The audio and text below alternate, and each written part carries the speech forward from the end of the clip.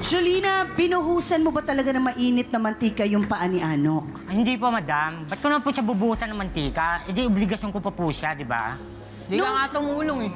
Paano ko tutulong, di ba? Wala nga akong trabaho dahil namamagarin yung kamay ko dahil sa sobrang pagod ko. Bakit? Pagka nangingi ka sa akin, binibigyan naman kita, pag nagjijikas kita.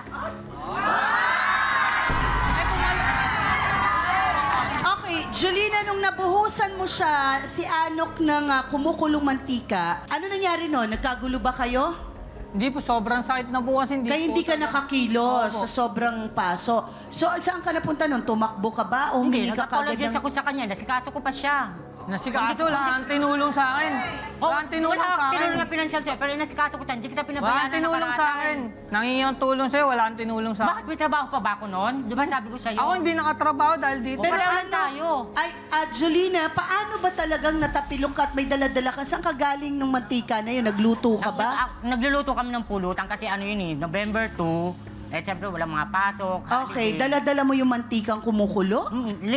Sa transfer ko na siya, pero wala na siyang laman kasi gamit na siya eh, para huhugasan na yung mantika. Jolina, eto isa namang diretsahang ulit na tanong. May relasyon ba kayo ni Anok? Ay, sabi. Meron. Wala. Meron po.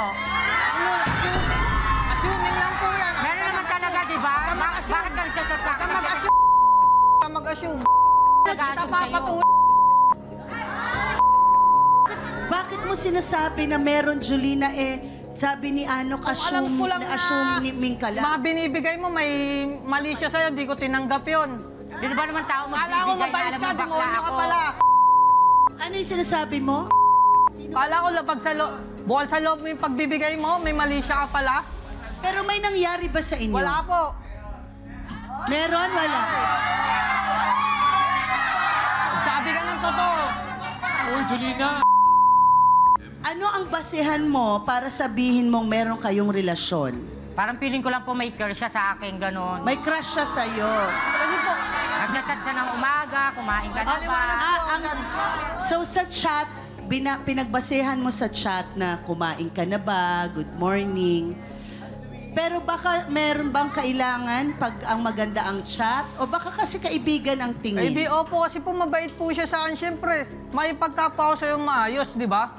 Huwag kang mag-assume. Kaya nga sabi mo, bait ako Hindi kasi ako papatol ibibigay ko sa'yo. lahat ng gusto mo. Harapin